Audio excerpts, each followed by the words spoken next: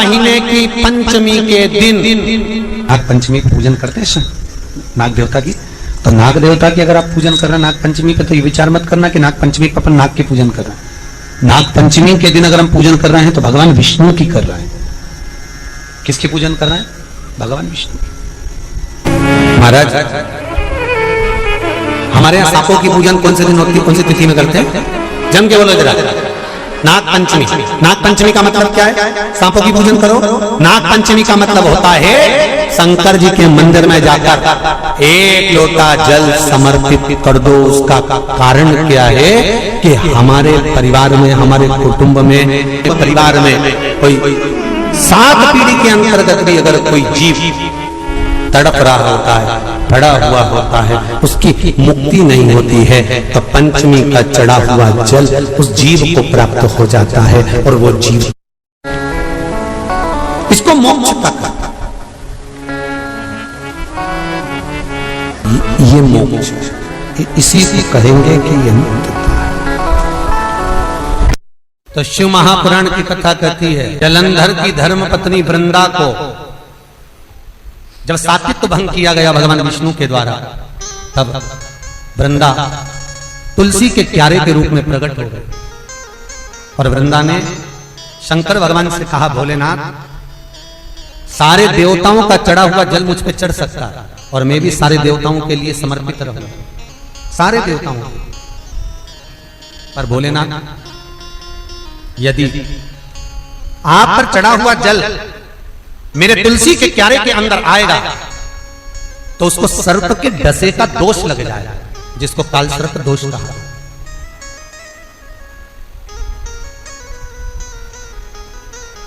जिसको काल सर्प दोष कहते हैं। इसलिए हमारा हिंदू धर्म कहता है कि भगवान के स्नान का जल दूसरे वृक्षों में डालना चाहिए, पर तुलसी में नहीं डालना चाहिए।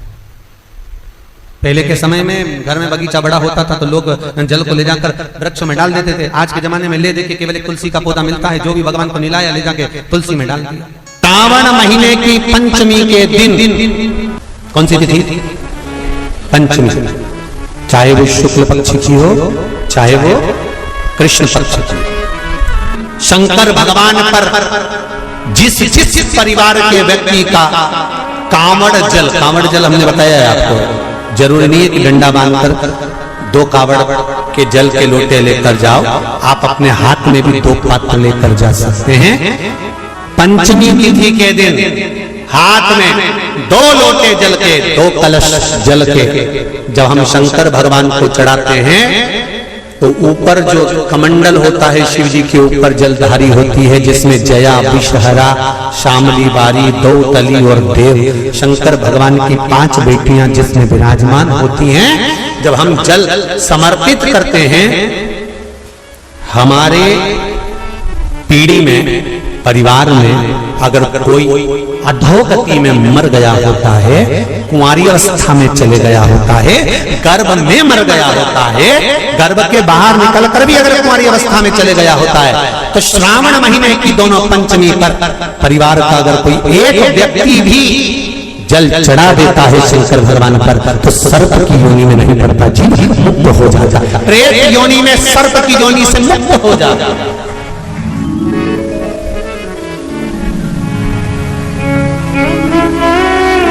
चाहे नाग पंचमी हो, चाहे श्रावण महीने की शुक्ल पक्ष की, चाहे कृष्ण पक्ष की पंचमी हो, और समझ लो अच्छे से, श्रावण महीने की पंचमी के दिन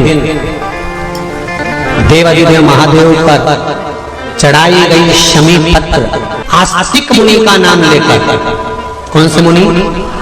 आस्तिक मुनि का नाम लेकर शमी पत्र को वापस उठाकर उसको अपने दरवाजे की चौखट पर कहीं पर भी या द्वार पर कहीं पर भी एक ओर रख देने पर घर के अंदर, बगीचे के अंदर सर्प प्रवेश नहीं करता।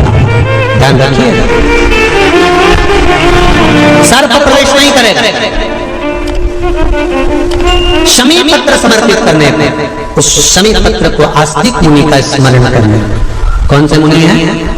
आस्तिक मुनि का स्मरण करने पर भीतर घर के अंदर बगीचे में सर्प भी प्रवेश नहीं। उस शमी पत्र में जया, विषहरा, श्यामली वारी, दौतली और देव, ये पांचों कन्याओं का भाव प्रकट हो जाता है और वो कन्याएं हमारे घर के द्वार की रक्षा करती हैं। तुम्हारे घर की बहन बेटी क्या करती है?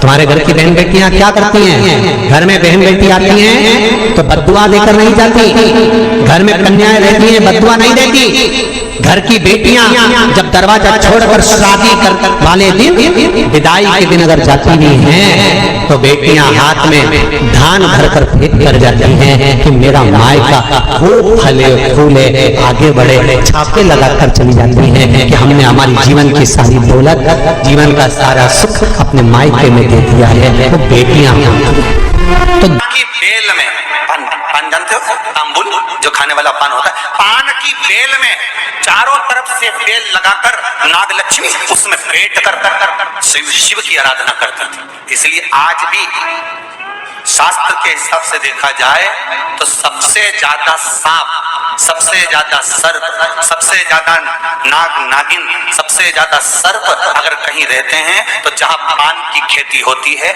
जहां पर तांबुल उत्पन्न होता है, जहां पान की बेल होती है, सबसे ज्यादा सांप वहीं पर पाए जाते हैं। सबसे ज्यादा सांप वहीं पाए जाते हैं। और जो पान उतारने वाले रहते हैं, पान तोड़ने वाले रहते हैं, पान बेचने वाले रहते हैं, जिनको हमारे यहाँ सहज भाषा में चौरसिया कहते हैं, इनका एक विधान रहता है कि सांप पान के उस बेल में चारों तरफ रमे रहते हैं। पान की बेल में सांप के बच्चे चारों तरफ भ्रमण करते रहते हैं और चौरसिया पान उतारने वाला, बेल में से पान तोड़ने वाला सांप के बच्चों को उठाकर, सांप को उठाकर उधर रख देता है और पत्ते तोड़ लेता है, पत्ते तोड़ लेता है। उसको सर्प नहीं डसते। क्यों? क्योंकि यहाँ पर वर है इन चौरसियाओं को। कई चौरसिया लोग सोचे होंगे कि हम नाग की पूजन करते हैं, हम सर्प की पूजन करते हैं, नाग पंचमी पे हम सर्प का स्मरण करते हैं, हमारे कुल देवता के रूप में हम सर्प पूजते हैं। पर कभी चौरसिया ने विचार करा कि आखिर तुम्हें कौन सा वर प्राप्त हुआ कि तुम्हें सर्प नहीं डसेगा? तुम्हें कौन सा वर प्राप्त हुआ कि सांप तुम्हें नहीं काटेगा? पान उतारते समय, पान तोड़ते समय, पान को ले जाते समय सर्प तुम्हें डस नहीं करेगा। क्योंकि जिस समय पर नाग लक्ष्मी भगवान शिव की आराधना करती है पान की बेल के पास में, उस समय पर एक सहज भाव में एक ग्रामीण, एक सहजता उस नागिन को आते हुए देखता था, नाग लक्ष्मी को आते हुए देखता था। जो नागिन कभी तो सुंदर स्त्री का रूप, लक्ष्मी जैसा रूप बना लेती है और कभी नाग का रूप बना लेती है। बड़ा विचित्र उसको लगता था और वो एकांत में बैठा, इसने आकर देखा कि नाग लक्ष्मी सेवा में लीन रहती, किसी जीव को वहां आने नहीं देता। शास्त्र तो यहां तक कहता है कि जब नाग लक्ष्मी पूजन करती थी तो कहा, पूछा गया ये कोई जीव इसके पास में ना आए तो इसको बचाता था वो। एक दिन नाग लक्ष्मी जब बड़ी हो गई, देख लिया उसने इस ग्रामीण को, इस मानव को जब देखा जो चारों तरफ से किसी ना किसी रूप में नाग लक्ष्मी को रस ला कर देता है, प्रदान करता रहता है, कुछ ना कुछ तत्व देता रहता है।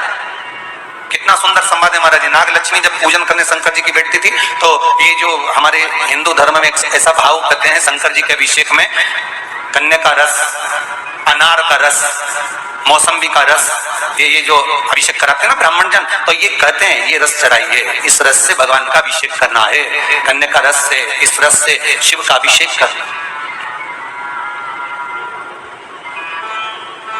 ला कर देता है, रख देता है। रोज नाग लक्ष्मी को रोज आश्चर्य होता है, आखिर ऐसा कौन है जो लाकर रोज रख देता है? कौन है ऐसा? है कौन ऐसा? आज नाग लक्ष्मी ने उस जीव को देख लिया, उस मनुष्य को देख लिया, तो चारों ओर से मेरी रक्षा करता है, रस को लाकर शिव के लिए देता है। मैं तुझे वर देती हूं, तेरे वंश के अंदर कभी सर्प का डस नहीं होगा। तूने मेरी सेवा करी, शिव तुझे फल प्रदान करेंगे। वो चारों ओर से रक्षा कर रस ला कर देता था, इसलिए उसका नाम का संबोधन में भी चौरसिया जोड़ा गया। चौरसिया, चारों ओर से चौकसी कर जो रस लाकर प्रदान कर दो, उसके नाम में भी संबोधन। श्री शिवाय नमस्तुभ्यम, हर हर महादेव। पूज्य गुरु जी द्वारा बताए गए नागपंचमी के विशेष उपाय जो इस वीडियो में बताए गए हैं वो आप सभी को अपने शिव मंदिर में भगवान भोलेनाथ के पास आपको ये उपाय अवश्य करने हैं। अगर आप ये उपाय भी नहीं कर सकते तो इस श्रावण मास के पवित्र महीने में आपको मंदिर जाकर 2 लोटे जल अवश्य भगवान भोलेनाथ को अर्पित करने चाहिए और अपने भगवान भोलेनाथ से मनोकामना बोलनी चाहिए। इस श्रावण के महीने में भगवान भोलेनाथ आपकी मनोकामना अवश्य पूर्ण करेंगे। अगर वीडियो अच्छी लगी हो तो like, share and subscribe, comment में श्री शिवाय नमस्तुभ्यम, हर हर महादेव अवश्य लिखें।